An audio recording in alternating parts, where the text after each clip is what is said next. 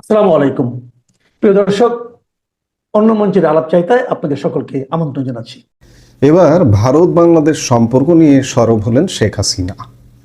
ভারত বাংলাদেশ সম্পর্কের যে টানাপোড়েন, বিশেষ করে আমি বাংলাদেশি হিসেবে, বাংলাদেশের মানুষ হিসেবে বলবো, আজকে ভারতের সাথে বাংলাদেশের যে সম্পর্কের টানাপোড়েন, অবনতি শুধু ভারত সরকার নয়, ভারতের রাজনৈতিক দলগুলো নয়, ভারতের প্রত্যেকটি জনগণ পর্যন্ত আজকে বাংলাদেশের উপরে সংক্ষুব্ধ। কিন্তু আপনি যদি বিবেক দিয়ে চিন্তা করেন যে ভারত বাংলাদেশ যে এই যে বর্তমান যে সম্পর্ক চলছে, এটি একটি শিশু, একটি পাগলও এই সম্পর্কটা মেনে নেবে না। কিন্তু বর্তমান সরকার রাষ্ট্রীয়ভাবে ভারত বাংলাদেশ সম্পর্কের উপরে প্রতিনিয়ত কুঠারাঘাত করছে। কেন কেন করছে? বর্তমান সরকার আমাদের জনগণের, বাংলাদেশের ভালো চায় না। এদেরকে কে বোঝাবে? এরা কি বোঝে না? এরা কি সুশিক্ষিত নয়? এরা তো সুশিক্ষিত, এক একজন ডক্টর। তারা কি বোঝে না? একটা শিশু পাগলও যদি বোঝে যে ভারত বাংলাদেশ একটা অবিচ্ছেদ্য সম্পর্ক এবং ঐতিহাসিক সম্পর্ক, দীর্ঘদিনের সম্পর্ক, এই সম্পর্ক ক্ষতি করবার জন্য আমরা উঠে পড়ে কেন লাগি? এরা আসলে আমাদের ভালো চায় না। বাংলাদেশকে একটা পর নির্ভর, বাংলাদেশকে একটা মেরুদণ্ডহীন দেশ হিসেবে প্রতিষ্ঠা করবার জন্যই আজকে এই অবস্থা। বাংলাদেশের অভ্যন্তরে অস্থিরতা নয়াদিল্লি ও ঢাকার সম্পর্কেও দারুণ প্রভাব ফেলেছে। আমি সেটাই বলছি, দুই দেশের সম্পর্কের অবনতির জন্য বাংলাদেশের অন্তর্বর্তী সরকারের প্রধান মোহাম্মদ ইউনূসকে এবার দায়ী করলেন ভারতে নির্বাসিত বাংলাদেশের ইমিডিয়েট পাস্ট প্রধানমন্ত্রী শেখ হাসিনা। বাংলাদেশের সাম্প্রতিক হিংসাত্মক ঘটনার ব্যাখ্যা করেছেন আওয়ামী লীগ সভানেত্রী শেখ হাসিনা। হাসিনার অভিযোগ, অন্তর্বর্তী সরকার আদতে ক্ষমতাহীন, তাই বাংলাদেশে হিংসায় এখন স্বাভাবিক ঘটনা। শেখ হাসিনা সংবাদ সংস্থা এএনআই-কে ইমেইল মারফত একটি সাক্ষাৎকার দিয়েছেন। ভারত বাংলাদেশ সম্পর্কের সাম্প্রতিক নেতিবাচকতা নিয়ে প্রশ্ন করা হলে শেখ হাসিনা বলেন, সম্পর্কের অবনতি যা আপনারা লক্ষ্য করছেন তা পুরোপুরি ইউনূসের তৈরি। তার সরকার ভারতের বিরুদ্ধে বিবৃতি দিচ্ছে, সংখ্যালঘুদের রক্ষা করতে ব্যর্থ হচ্ছে এবং চরমপন্থীদের বিদেশ নীতি নির্ধারণ করার সুযোগ দিচ্ছে। ভাবতে পারছেন একবার? চরমপন্থীদের বিদেশ নীতি, চরমপন্থীরা বিদেশ নীতি নির্ধারণ করবে। যারা জেলে বন্দী ছিলেন, জঙ্গি পনার দায়ে জেলে বন্দী ছিলেন, তাদেরকে ছেড়ে দেওয়া হয়েছে, তারা বিদেশ নীতি নির্ধারণ করছেন এবং তারা ভারতের সাথে সম্পর্ক কি হবে না হবে সেটি নির্ধারণ করছেন। শেখ হাসিনা এক প্রকার বলবার চেষ্টা করেছেন, ইউনূস একটা পুতুল, এই জঙ্গিরাই ভারতের সাথে সম্পর্ক নির্ণয় করছেন। তবে ভারত এবং বাংলাদেশের সম্পর্কের স্থায়িত্ব নিয়ে আশা প্রকাশ করেছেন শেখ হাসিনা। হাসিনা বলেন, ভারত বাংলাদেশের বিশ্বস্ত বন্ধু এবং বহু দশকের সঙ্গী। একই সঙ্গে তার সংযোজন, আমি আশাবাদী যে বৈধ সরকার প্রতিষ্ঠিত হওয়ার পর বাংলাদেশ বাস্তববাদী বোঝাপড়ায় আবার ফিরবে, যা আমরা গত 15 বছর ধরে বজায় রেখেছিলাম। এএনআই-কে দেওয়া সাক্ষাৎকারেই বাংলাদেশে সাম্প্রতিক হিংসার কারণও ব্যাখ্যা করলেন শেখ হাসিনা। তিনি বলেন, এই অশান্তি ইউনূস জামানার মদতপুষ্ট চরমপন্থীদের তৈরি করা। এরাই ভারতীয় দূতাবাসের সামনে মিছিল করেছে, আমাদের সংবাদ মাধ্যমগুলোর অফিসে হামলা করেছে, সংখ্যালঘুদের মেরেছে, আমাকে, আমার পরিবারের সদস্যদের প্রাণ রক্ষায় দেশ ছাড়তে বাধ্য করেছে। ইউনূস সাজাপ্রাপ্ত অপরাধীদের জেল থেকে ছেড়ে দিয়ে হাতে ক্ষমতা তুলে দিয়েছেন বলেও অভিযোগ করেছেন শেখ হাসিনা। বাংলাদেশ নতুন করে উত্তপ্ত হওয়ার 3 দিন পরে রবিবার প্রথম বিবৃতি জারি করেছিল ভারত সরকার। রবিবার ভারতের বিদেশ মন্ত্রকের মুখপাত্র রণধীর জয়সওয়াল একটি বিবৃতিতে বলেছেন, বাংলাদেশের পরিস্থিতির দিকে নিবিড়ভাবে নজর রাখছে ভারত। সে দেশের কর্তৃপক্ষের সঙ্গে আমাদের আধিকারিকেরা যোগাযোগ রাখছেন। সংখ্যালঘুদের উপর হামলা নিয়ে আমরা উদ্বিগ্ন, তা তাদের জানানো হয়েছে। দীপুর নৃশংস হত্যাকাণ্ডে অপরাধীদের বিচারের আওতায় আনতে হবে, ভারত সেই আবেদন জানিয়েছে। দীপু মানে ময়মনসিংহে আগুনে পুড়িয়ে যাকে হত্যা করা হয়েছে, সংখ্যালঘু যুবক, তার হত্যার বিচার চেয়েছে ভারত। ভারতীয় বিদেশ মন্ত্রকের ওই বিবৃতির কয়েক ঘন্টার মধ্যেই পাল্টা বিবৃতি প্রকাশ করে বাংলাদেশের অন্তর্বর্তী সরকারের বিদেশ মন্ত্রক। ময়মনসিংহের ঘটনা নিয়ে নয়াদিল্লির বিবৃতি নিয়ে আপত্তি জানায় ঢাকা। ইউনূসের নেতৃত্বাধীন অন্তর্বর্তী সরকার ওই বিবৃতিতে দাবি করে ময়মনসিংহের ঘটনা একটি বিচ্ছিন্ন ঘটনা। ভারতের কর্তৃপক্ষ বিষয়টিকে সংখ্যালঘুদের উপর হামলা বলে দেখাচ্ছেন বলে দাবি করে তারা। বাংলাদেশের অন্তর্বর্তী সরকারের বিদেশ মন্ত্রকের তরফে দাবি করা হয়, বাংলাদেশে একজন নাগরিকের নৃশংস হত্যাকাণ্ডকে সংখ্যালঘু নিরাপত্তার সঙ্গে যুক্ত করার কোনো যৌক্তিকতা নেই। ইউনূসের অন্তর্বর্তী সরকারের বিদেশ মন্ত্রক এও দাবি করে যে ময়মনসিংহের ঘটনায় তারা দ্রুত পদক্ষেপ করেছে, অভিযুক্তদের গ্রেপ্তারও করেছে।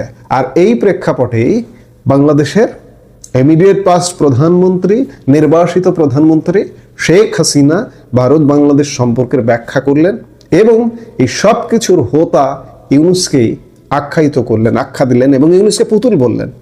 কারণ জঙ্গিরা বাংলাদেশের পররাষ্ট্র নীতি নির্ধারণ করছেন। শেখ হাসিনা এগুলো বলছেন, আপনি বাংলাদেশের বিবেকবান মানুষ হিসেবে দেখুন কি হচ্ছে বাংলাদেশে। আপনি কি মেনে নিতে পারছেন? এমনটা কি কখনো দেখেছেন বাংলাদেশের বিবেক যারা? কাজেই যা হচ্ছে তা বাংলাদেশের জন্য সুখকর নয়। অসুখ বেড়েছে বাংলাদেশের এবং এই অসুখের শেষ পরিণতি কি? আমরা সীমান্তে ভারতের সতর্ক অবস্থান দেখছি। বারবার বিভিন্ন কন্টেন্টে আমরা এগুলো বলবার চেষ্টা করছি। কেন এত সতর্কতা ভারতের? ভারত তো আমাদের সবচেয়ে কাছের নিকট প্রতিবেশী। এমনকি আমাদের সীমান্তে কাঁটাতারেরও তো প্রয়োজন হওয়া উচিত না, কিন্তু কাঁটাতার উঠছে দীর্ঘদিন ধরে উঠছে। প্রায় গত 1 দশক ধরেই কাঁটাতার উঠছে। আমরা দেখছি যে আমাদের প্রতিবেশী দেয়াল তুলে দিচ্ছে। মুখ দেখা দেখি বন্ধ হবার উপক্রম তারা আগে থেকেই বুঝতে পেরেছিল, যার দরুন তারা আগে থেকেই প্রস্তুতি নিয়েছে। আমি এই কথাগুলো অনেকবার বলেছি, আবারও বলছি। ভারতের স্থল সীমান্তের দেশ 7টি, সমুদ্র সীমান্তের আরো 2টি সহ মোট 9টি ভারতের সীমান্তবর্তী দেশ।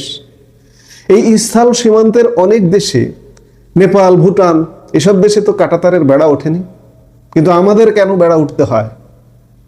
বিশেষ করে আমরা আমাদের ভাষা, আমাদের পশ্চিমবঙ্গ কিংবা ত্রিপুরা কিংবা অসম, এগুলোর সঙ্গে আমাদের কৃষ্টি, কালচার, সংস্কৃতি, আমাদের পাহাড়ের সংস্কৃতির সঙ্গে অসম, ত্রিপুরার মিল আছে। আমাদের প্লেনল্যান্ডের সংস্কৃতির সঙ্গে পুরো পশ্চিমবঙ্গের মিল আছে। আমাদের তো কাঁটাতারের বেড়া ওঠার কথা নয়, আমাদের সম্পর্ক তো এমনটা হওয়ার কথা নয়। কেন এমনটা হচ্ছে?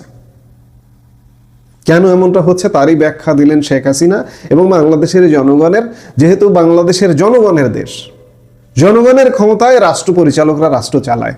জনগণকে সচেতন হতে হবে, জনগণকে বুঝতে হবে, নইলে আমাদের বিপদ বাড়বে বই কমবে না। ভারত বাংলাদেশের জন্য ভিসা বন্ধ করে দিয়েছে। এর পাল্টা ব্যবস্থা হিসেবে তো বলা যায় যে বাংলাদেশও ভারতীয়দের জন্য ভিসা বন্ধ করে দিয়েছে। বাংলাদেশের ভারত বিরোধীরা বেজায় খুশি না? বিপ্লবীরা, উগ্রতাবাদীরা, প্রথম আলো যারা ভেঙেছে, ডেলি স্টার যারা ভেঙেছে, উদীচী যারা ভেঙেছে পুড়িয়েছে, ছায়ানট যারা ভেঙেছে পুড়িয়েছে, ইন্দিরা গান্ধী কালচারাল সেন্টার যারা ভেঙেছে পড়েছে, খুব খুশি। দেখবেন মিষ্টি বিতরণ করেছে, দেখিয়ে দিয়েছি ভারতীয়দের আমরা ভিসা দিব না। তোর আমাদের ছোট্ট শুধু এই তাৎক্ষণিক যে বিষয়গুলো মনে পড়ে সেগুলো দিয়ে একটু নজর দিই। দেখেন, বিশ্ব অর্থনীতি, ব্যবসা বাণিজ্যে বাংলাদেশের অবস্থান কি বলেন? বাংলাদেশকে একেবারে খুব super power, economic super power. এই বাংলাদেশকে এখনো বিশ্বের বহু দেশে, বহু প্রান্তের মানুষ চেনে। ইন্ডিয়া, বাংলাদেশকে ইন্ডিয়া মানে ওয়েস্ট বেঙ্গল, যেরকম এরকম পৃথিবীর বহু আছে। আমরা ইউরোপ, আমেরিকায় গিয়ে দেখেছি। আমেরিকায় এই প্রশ্নের মুখে পড়েছি, আমি হাইতিতে এই প্রশ্নের মুখে পড়েছি, তোমরা কি ইন্ডিয়ার সঙ্গে বাংলাদেশ ভাবে ঠিক মতো চেনেও না। আর অর্থনীতি যদি চিন্তা করেন, পৃথিবীর বিভিন্ন কোম্পানি তারা চিন্তা করে আমি ইন্ডিয়ায় ইনভেস্ট করবো, ইন্ডিয়ায় আমার এজেন্ট দিব, দিলে পরে ওই এজেন্টই বাংলাদেশ সামলাবে। বড় বড় প্রতিষ্ঠান যে কয়টা আমাদের এখন নাম মনে পড়ছে টুকটা, আমি শুধু বলি আপনাদেরকে, যেমন তোশিবা জাপান, ওদের এজেন্ট ইন্ডিয়াতে। আপনি এই দেশের তোশিবা জাপানের যাই কিনতে চান, আপনাকে কিনতে হবে ইন্ডিয়ান এজেন্টের মাধ্যমে। নিপ্পন সিগন্যাল, তাদের এজেন্ট ইন্ডিয়ায়, যে কোনো কিছু কিনতে হলে তাদের কাছ থেকে কিনতে হবে। অটিস, L&T, এইসব প্রতিষ্ঠানের এজেন্ট ইন্ডিয়ায়। আমাদের যে মেট্রো রেল আছে না, মেট্রো রেলের এই যে রেল লাইন স্লিপার, এগুলোর কাজ করে এই L&T। আপনার অটিস আমাদের মেট্রো রেলের আপনার লিফট দিয়েছে। এদের লোকজন প্রতি সপ্তাহান্তে আসে যায়, এগুলো মেনটেনেন্স করে। আর বাংলাদেশে আর বহু বহু সেক্টর তো আছেই। বাংলাদেশিরা ইন্ডিয়া থেকে ব্যবসা বাণিজ্যের জন্য যাওয়া আসা করে। আচ্ছা, লং টাইম ভিসা ছাড়াও বাংলাদেশ রিসেন্টলি তো ইন্ডিয়া এবং বাংলাদেশ খুব ক্ষুদ্র আপনার ভিসা দিত। বাংলাদেশে বহু মানুষ আছে ইন্ডিয়ান কর্মকর্তা কর্মচারী, এক্সপার্টিস আইটি সেক্টরে, তারা বাংলাদেশে জব করে সাপোর্ট দেয়। এখন এই ভারত বিদ্বেষীরা বলবে ধুরু, এগুলো দরকারই নেই, আমাদের দেশে ভারতীয়দের রাখতেই দিব না, ভারতীয়দের আমার কোনো প্রয়োজন নেই। সবেদন নীলমণি, আমাদের যে সর্বনাশটা এই বক্তৃতার এই স্লোগানের মধ্যে দিয়ে হবে, এটা কি তারা বুঝতে পারে? আপনারা নিশ্চিত থাকেন ভারত বাংলাদেশকে নিয়ে কেউ খেলতে চাচ্ছে। এটা পাকিস্তান বা তার কি হোক বা অন্য কেউ হোক, সুপার পাওয়ার অন্য কেউ চাচ্ছে বাংলাদেশের সাথে ভারতের একটা বড় গ্যাঞ্জাম লাগুক। এটা সোজা সাপটা বললে এটারে যুদ্ধের দিকে নিয়ে যাওয়া যায় কিনা, মানে সামরিক পর্যায়ে নিয়ে যাওয়া যায় কিনা, এতে কোনো রকম কোনো সন্দেহ নেই। বাংলাদেশের পক্ষ থেকে কূটনৈতিক যুদ্ধ একেবারে লাগাতার মানে কাছা দিয়ে লেগেছে। বাংলাদেশ ভারতের সঙ্গে কূটনৈতিক যুদ্ধে জিততেই আসতে হবে, এবং এই কূটনৈতিক যুদ্ধ করলেও হবে না। একের পর এক ঘটনা ঘটছে, প্রতিদিন, আমি বলছি প্রত্যেক দিন অবনতিশীল, প্রতিটা দিন ইচ এন্ড এভরিডে ভারতের সাথে সম্পর্ক অবনতিশীল। ভারতের মতো একটা এত সুপার পাওয়ারের সাথে লাগতে চাওয়া, এটা কি খামখেয়ালি কথা? আসবে পাকিস্তান, চীন ভারতের সাথে লাগতে গেলে বাংলাদেশকে বাঁচাইতে, মানে কেন নিজের পায়ে নিজে কোরাল দিচ্ছে এই ভারতের সাথে গ্যাঞ্জাম করে? ভারত থেকে ছু মারলে পরে তাদের কোথাও, এই যারা এগুলো করছে এদের টেকার কোনো উপায় আছে? ভারতের নিজের সংবিধানে এসব স্বীকৃতি দেওয়া আছে। এই আজকের দিনে আবার যেই পতনটা ঘটেছে, আবার যেই সিচুয়েশন তৈরি হয়েছে, এটা খুবই ডেঞ্জারাস বলতে পারেন। আজকে যে ডেভেলপমেন্ট হয়েছে, এটা বাংলাদেশের ভিতর থেকে কেউ চাচ্ছিল, প্রত্যাশা করছিল যে মানে বাংলাদেশ এরকম একটা ডিসিশন নেই ভারতের সাথে আরেক ডিগ্রি গন্ডগোলটা বাড়ার জন্য, এবং সেটারই লক্ষণ দিল্লিতে বাংলাদেশ হাই কমিশনের ভিসা সেবা বন্ধ ঘোষণা। ভারতের নয়াদিল্লিতে বাংলাদেশ হাই কমিশন কনসুলেট সেবা ও ভিসা দেওয়ার কার্যক্রম সাময়িকভাবে বন্ধ করে দিয়েছে। হাই কমিশনের ফটকে একটি নোটিশ ঝুলিয়ে বলা হয়েছে, পরবর্তী নোটিশ না দেওয়া পর্যন্ত এসব কার্যক্রম বন্ধ থাকবে। ঢাকার পররাষ্ট্র মন্ত্রণালয়ের কর্মকর্তারাও এর সত্যতা নিশ্চিত করেছেন। মন্ত্রণালয়ের সূত্রগুলো বলছে, গত কয়েকদিনে হাই কমিশনের সামনেও বিভিন্ন জায়গায় বিক্ষোভ ও বাংলাদেশ ভিসা সেন্টারে হামলার ঘটনার পর বাংলাদেশের হাই কমিশন, উপ হাই কমিশন ও ভিসা সেন্টারগুলোতে নিরাপত্তা ইস্যু প্রকট হয়ে দাঁড়িয়েছে। এমনকি হাই কমিশন বা দূতাবাসের নিরাপত্তা সংক্রান্ত বিষয়ে আন্তর্জাতিক রীতিনীতি লঙ্ঘিত হওয়ার কর্মকর্তাদের মধ্যে উদ্বেগ তৈরি হয়েছে। এসব ঘটনায় ভারত সরকারের দিক থেকে আন্তর্জাতিক বিধান অনুযায়ী পদক্ষেপ নেওয়া হচ্ছে না বলে কর্মকর্তারা মনে করেন। জানা গেছে, মানুষের ভালুকায় দীপুচন্দ্র দাস নামে এক পোশাক শ্রমিককে ধর্ম নিয়ে কটূক্তির অভিযোগ তুলে পিটিয়ে পুড়ে হত্যা ঘটনার পর থেকে ভারতের বিভিন্ন জায়গায় বিক্ষোভ করছে বিভিন্ন সংগঠন। এছাড়া আসামে 50টিরও বেশি জায়গায় একই ইস্যুতে বিক্ষোভ দেখিয়েছে বাঙালি পরিষদ আসাম। প্রতিটি কর্মসূচিতেই বাংলাদেশের অন্তর্বর্তী সরকারের প্রধান উপদেষ্টা ডক্টর মোহাম্মদ ইউনূসের কুশপুত্তলিকা পূরণ হয়। এর আগে শনিবার রাতে ভারতের নয়াদিল্লিতে আমাদের হাই কমিশন অফিসের সামনে সেখানে একটা অনাকাঙ্ক্ষিত পরিস্থিতি তৈরি হয়েছিল। পরের খবরটা আরো সাংঘাতিক, বিক্ষোভ হুমকির মুখে কলকাতা শিলিগুড়িতে ভিসা সেন্টারও বন্ধ। দেখেন, ভারতের কলকাতায় বাংলাদেশের উপ হাই কমিশন ও শিলিগুড়িতে বাংলাদেশের ভিসা সেন্টারের সামনে বিক্ষোভ করেছে বেশ কয়েকটি সংগঠন। এর পরিপ্রেক্ষিতে শহর দুটিতে ভিসা সেন্টার সাময়িকভাবে বন্ধ ঘোষণা করা হয়েছে। সোমবার কলকাতায় বাংলাদেশ উপ হাই কমিশনের দায়িত্বশীল এক কর্মকর্তা বিষয়টি নিশ্চিত করেছেন। তিনি জানান, ভিসা সেন্টারগুলো পরিচালনা করে একটি ব্যক্তি মালিকানাধীন প্রতিষ্ঠান নিরাপত্তা পরিস্থিতি বিবেচনায় কার্যক্রম সাময়িকভাবে বন্ধ রাখতে বলা হয়েছে। এর আগে দুপুরে ও বিকেলে দুটি স্থানে বিক্ষোভের সময় পুরানো হয় বাংলাদেশের পতাকা সম্বলিত ফ্ল্যাক্স ও প্রধান উপদেষ্টা অধ্যাপক মোহাম্মদ ইউনূসের কুশপুত্তলিকা। শিলিগুড়িতে হুমকি দেওয়া হয় বাংলাদেশ ভিসা সেন্টার বন্ধ রাখার, সেটাও এই দীপুচন্দ্র দাসের ঘটনা নেই। মানে এটা যে বিশ্বব্যাপী তোলপাড় তুলেছে তার কোনো সন্দেহ নেই। কারণ হচ্ছে বাংলাদেশ ভারত অবনতিশীল সম্পর্ক, অবনতি মানে ক্রম অবনতিশীল সম্পর্কে, সেটা দুদিন বাদে দেখবেন বিশ্ব মোড়ল্লা, ওই যে পাকিস্তান ভারত লাগলে পরে আমেরিকা নাক গলায় না, এই দিকে যায় কিনা, মানে এরকম একটা সিচুয়েশন তৈরি হয় কিনা। ইতিমধ্যে তার একটা লক্ষণ আছে, দেখেন লক্ষণটা হচ্ছে এরকম, ঢাকা দিল্লি উত্তেজনা দ্রুত কমানো প্রয়োজন, বাংলাদেশের রুশ রাষ্ট্রদূত। তিনি বলছেন, ঢাকা দিল্লির পরিস্থিতি পর্যবেক্ষণ করছে রাশিয়া, কারণ এটি শুধু দুই দেশের জন্য নয় বরং পুরো দক্ষিণ এশিয়া অঞ্চলের জন্য গুরুত্বপূর্ণ। এটি একটি ভূ রাজনৈতিক বিষয়ে, এর নেতিবাচক প্রভাব পড়তে পারে যদি ফলপ্রসূ সমাধান না আসে। ফলে ভারতের সঙ্গে যত দ্রুত সম্ভব উত্তেজনা কমাতে হবে বলে মন্তব্য করেছেন ঢাকায় রুশ রাষ্ট্রদূত আলেকজান্ডার খুজিন। সোমবার সকালে রাজধানী রাশিয়া দূতাবাসে এক সংবাদ সম্মেলন আয়োজন করা হয়। এতে সাংবাদিকদের বিভিন্ন প্রশ্ন উত্তর দেন ঢাকায় নিযুক্ত রুশ রাষ্ট্রদূত আলেকজান্ডার খুজিন। দূতাবাসের অন্য কূটনীতিকরা ওই সময় উপস্থিত ছিলেন। খেয়াল করবেন দর্শক, বাংলাদেশ ভারত উত্তেজনাপূর্বক সম্পর্ক নিয়ে এক প্রশ্নের উত্তরে আলেকজান্ডার খুজিন বলেন, আমরা অন্য দেশের দ্বিপক্ষীয় সম্পর্কের সংঘাত নিয়ে কথা বলি না, তবে আমরা পরিস্থিতি পর্যবেক্ষণ করছি। পরিস্থিতি আমরা পর্যবেক্ষণ করছি কারণ এটি শুধু এই দুই দেশের জন্য নয় বরং পুরো দক্ষিণ এশিয়া অঞ্চলের জন্য গুরুত্বপূর্ণ। এটি একটি ভূ রাজনৈতিক বিষয় যার নেতিবাচক প্রভাব পড়তে পারে যদি ফলপ্রসূ সমাধান না হয়। তিনি আরো কিছু কথা যোগ করেছেন, বলছেন আমরা বাংলাদেশের অন্তর্বর্তী সরকারের পররাষ্ট্র উপদেষ্টার বক্তব্য পড়েছি, তিনি সংশ্লিষ্ট সব পক্ষের সঙ্গে ভারসাম্যপূর্ণ সমাধানের পথে এগোনোর কথা বলেছেন, যাতে উত্তেজনা যতটা সম্ভব কমানো যায়। আমরা আমাদের প্রতিবেশী বেছে নিতে পারি না। ইউক্রেনের সঙ্গে আমাদের যে অভিজ্ঞতা রয়েছে সেটিও আমাদের জন্য উদ্বেগের বিষয়। একইভাবে এখানকার ভূ রাজনৈতিক পরিস্থিতি নিয়েও আমরা উদ্বিগ্নের কথা জানিয়েছি। ভারতের সঙ্গে যতদূর সম্ভব উত্তেজনা কমানোর প্রয়োজন, এটাই ভালো। মানে আমাদের কিন্তু ভালো উপদেশই সবাই দিবে। এখন দেখেন এই দীপুচন্দ্র দাসের যে ঘটনাটা, এই ঘটনাটা যদি আমরা উল্টা দিক থেকে দেখি, ভারতে একজন মুসলমান ধর্মাবলম্বী মানুষকে যদি সব সনাতন ধর্মাবলম্বী মিলে এবং তাদের কোনো দেবদেবী বা অন্য কোনো কিছু অবমাননার অভিযোগ, মিথ্যা অভিযোগ তুলে তাকে এই পরিস্থিতি করা হতো, এটা একটা রিপারকেশন আমাদের দেশে হতো না? আমাদের দেশের হুজুররা ছেড়ে দিত, যারা কথায় কথায় রাস্তায় নেমে আসে, যারা ওসমান হাদির মতন একজন মানুষ প্রাণ দিলেন, শহীদ হলেন বলা যায়, তার জন্য গিয়ে দুটো পত্রিকা অফিস পুরাই দিচ্ছে। তো এই টাইপের লোকগুলো বাংলাদেশে চালিত না? তো সেম এই ক্যাটাগরির লোক তো ইন্ডিয়াতেও আছে, তারা এইসব হুলস্থুল করছে।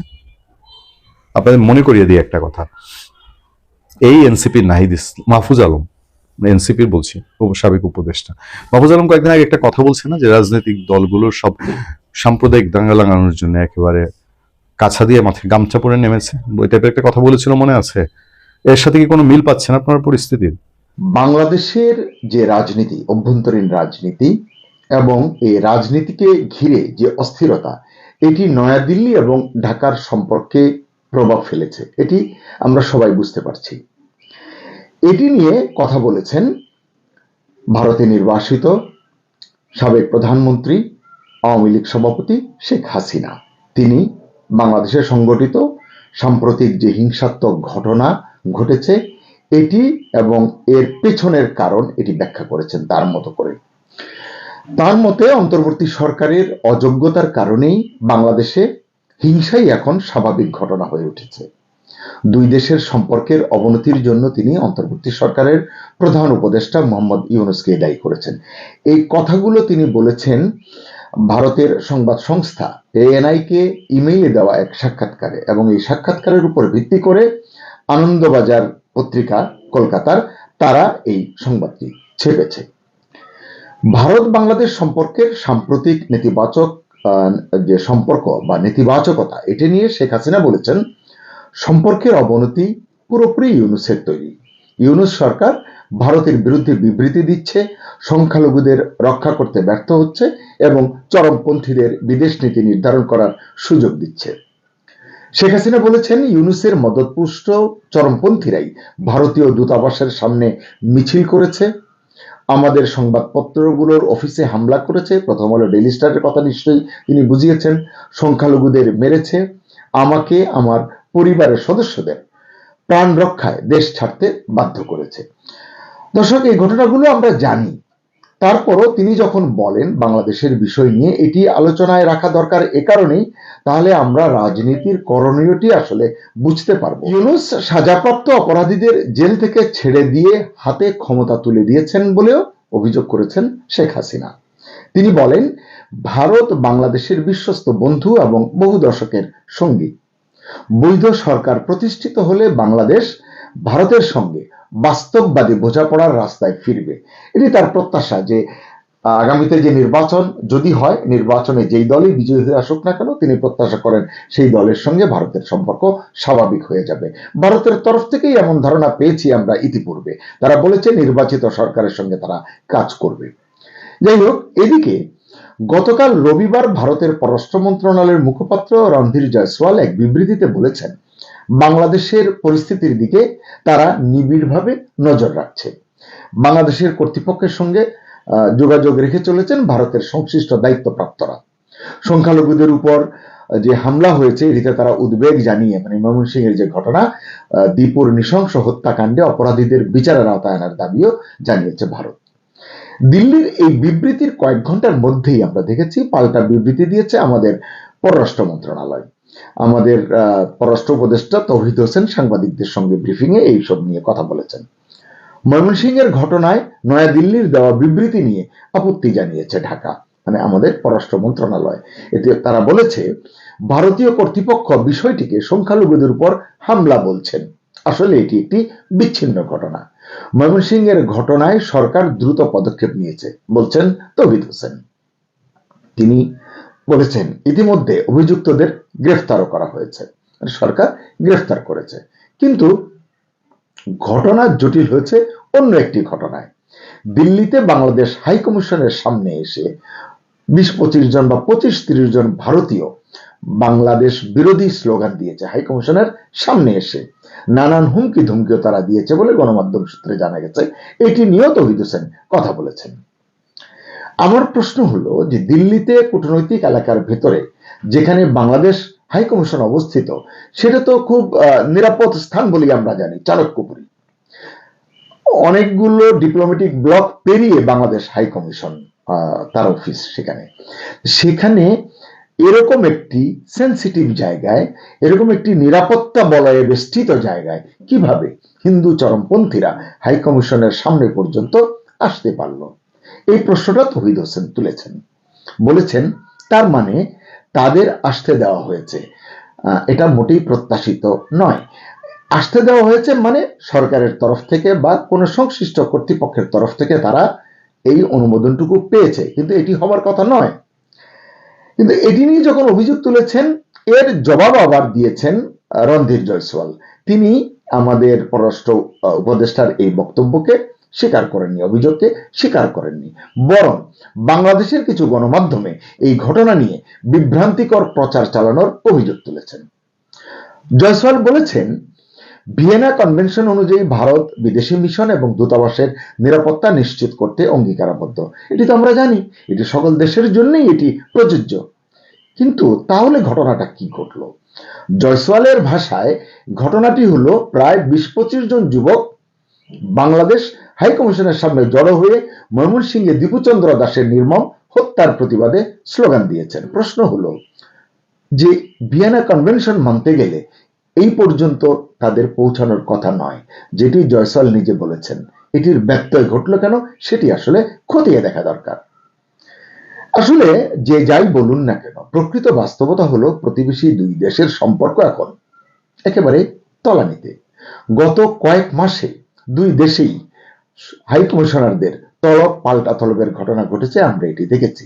এটি কাঙ্ক্ষিত নয় এবং সামনে কি অপেক্ষা করছে এটিও আসলে এই মুহূর্তে বলা মুশকিল। প্রিয় দর্শক, রাজনীতি চলতে থাকবে, কূটনীতি চলতে থাকবে, কিন্তু এর ভেতর দিয়ে যে তিক্ততা এসেছে এটি দূরীভূত হোক, এটি আমরা প্রত্যাশা করি। তবে এই কন্টেন্টে আপনাদের সঙ্গে আমি আরো দুই একটি তথ্য যোগ করতে চাই, শেয়ার করতে চাই। দৈনিক প্রথম আলোতে দুটি লেখা আমি পড়েছি, তার সংক্ষিপ্ত সার একেবারে সংক্ষিপ্ত করে আপনাদের সঙ্গে শেয়ার করব। মুক্তিযুদ্ধকালীন বাংলাদেশ সরকারের প্রধানমন্ত্রী তাজউদ্দিন আহমদের মেয়ে শারমিন আহমদ তার একটি লেখায় লিখেছেন, প্রথম আলো ও ডেইলি স্টারের অফিসে আগুন জ্বলল দাউ দাউ করে। ছায়ানট, ইন্দিরা গান্ধী সাংস্কৃতিক কেন্দ্র, উদীচী সহ বহু সাংস্কৃতিক ও প্রগতিশীল প্রতিষ্ঠান আক্রান্ত হলো পরিকল্পিত তাণ্ডবে। বঙ্গবন্ধুর 32 নম্বরের ঐতিহাসিক বাসভবনের অবশিষ্টাংশের উপর চালানো হলো তৃতীয় দফা বুলডোজার হামলা। আইন শৃঙ্খলা রক্ষাকারী বাহিনী বরাবরের মতোই ছিল নীরব দর্শক। এই ঘটনাগুলো বিচ্ছিন্ন নয়, লিখেছেন শারমিন আহমদ। তিনি বলছেন এগুলো সুপরিকল্পিত ষড়যন্ত্রের অংশ, যার লক্ষ্য জাতীয় নির্বাচন বানচাল করা এবং একটি সহিংস বিভাজনমূলক পরিবেশ সৃষ্টি করা। আরেকটি লেখা থেকে একটু অংশ পড়ে শোনাতে চাই। শিক্ষক এবং রাজনৈতিক বিশ্লেষক সালাউদ্দিন আহমেদ তিনি লিখেছেন, দেশে একটি গোষ্ঠী মানে উগ্রবাদী গোষ্ঠীকে তিনি চিহ্নিত করেছেন, ক্রমে নিজেদের জনগণের অভিভাবক হিসেবে প্রতিষ্ঠা করার চেষ্টা করছে। এই প্রবণতা শুধু উদ্বেগজনক নয়, এটা সরাসরি স্বাধীনতা ও বহুত্ববাদের বিরুদ্ধে। মানে তার বড় লেখাটি থেকে আমি সংক্ষেপে পড়ছি। তিনি লিখেছেন, প্রথম আলো ও দ্য ডেইলি স্টারের উপর সন্ত্রাসী হামলাকারীদের পরিচয় নতুন করে চেনার কিছু নেই। বিজয়ের মাসে মুক্তিযুদ্ধের চেতনা ও বিজয় ধ্বনি তুলে ধরে যে গণমাধ্যমগুলোর প্রতি তাদের ক্ষোভের প্রধান কারণ সেটিও স্পষ্ট। তিনি লিখেন, হাদির মৃত্যুতে আয়োজিত এক সভায় রাকসু ভিপি ও শিবির নেতা মোস্তাকুর রহমান প্রকাশ্যে ঘোষণা দেন, প্রথম আলো ও দ্য ডেইলি স্টার অবশ্যই বন্ধ করতে হবে। জাহাঙ্গীরনগর বিশ্ববিদ্যালয়ের এক শিবির নেতা বলেন, বাম, শাহবাগী, ছায়ানট ও উদীচীকে তছনছ করলেই বাংলাদেশে প্রকৃত স্বাধীনতা অর্জিত হবে। তারা বলেন, রাজনৈতিক লড়াই করে প্রকৃত স্বাধীনতা সম্ভব নয়, তাই প্রতিপক্ষকে ধ্বংস করেই জয় ছিনিয়ে নিতে হবে। সালেউদ্দিন লিখেছেন, ঘোষণা দিয়েই হামলাকারীরা এসেছে। এ সময় সাংবাদিকেরা সরকারের সর্বস্তরে যোগাযোগ করেছেন, সরকার থেকে কেউ এগিয়ে আসেনি। অধ্যাপক আনু মোহাম্মদ বলেছেন, হামলার সময় সরকারের নীরবতা ছিল বিস্ময়কর। অন্য রাজনৈতিক দলগুলোর ভূমিকাও হতাশাজনক, বলছেন সালেউদ্দিন আহমেদ। তিনি লিখেছেন, বিএনপি সবকিছুতেই নির্বাচন বানচালের আলামত খুঁজে পায়, কিন্তু তারা বুঝতে পারেনি যে এই হামলা তার চেয়েও ভয়াবহ। বিএনপির কোনো বড় নেতা সেদিন এগিয়ে আসেনি এই দুটি সংবাদপত্র রক্ষায়। সবাই বিবৃতি দিয়েছেন, এমনকি জামায়াতে ইসলামীও। কেউ কেউ পরদিন এসে ধ্বংসস্তূপের সামনে দাঁড়িয়ে ছবি তুলেছেন। তার সমাপনী কথাগুলো খুব যুক্তিপূর্ণ, গুরুত্বপূর্ণ। জানি না কবে আমরা এসব কথার তাৎপর্য বুঝতে পারবো। তিনি লিখেছেন, এদেশে বহু আন্দোলনে ছাত্ররা নেতৃত্ব দিয়েছে, জয় এনে দিয়েছে, এবং সেই জয় জনগণের হাতে তুলে দিয়ে আবার তারা পড়াশোনায় ফিরে গেছে। কিন্তু এবার যারা আন্দোলনের মাধ্যমে জয় দাবি করছে, তারা প্রতিনিয়ত সেই জয়ের নতুন নতুন সীমারেখা টানছে। দর্শক, অত্যন্ত গুরুত্বপূর্ণ কথা, জয়ের নতুন নতুন সীমারেখা টানছে। মানে এটিকে ভিন্নার্থে আপনি বলতে পারেন, এক এক সময় তারা তাদের আবদারের যে তালিকা সেটিকে লম্বা করছে। গণতান্ত্রিক পথে প্রভাব বিস্তার সহজ নয় বুঝে তারা অরাজকতা ও হুঙ্কারের রাজনীতি বেছে নিচ্ছে। দর্শক, শেষ করব, আপনি কি মনে করেন এই যে প্রবণতার কথা বললেন সালেউদ্দিন আহমেদ, যে অরাজকতা ও হুঙ্কারের রাজনীতি এবং উগ্রবাদের রাজনীতির কথা তিনি বললেন, এবং যেটি বললেন যে এই গোষ্ঠী এটি বেছে নিয়েছে, আপনি কি মনে করেন এই অরাজকতা এবং হুঙ্কারের রাজনীতি, উগ্রবাদের রাজনীতি বাংলাদেশের জন্য কোনো সুফল বয়ে আনবে?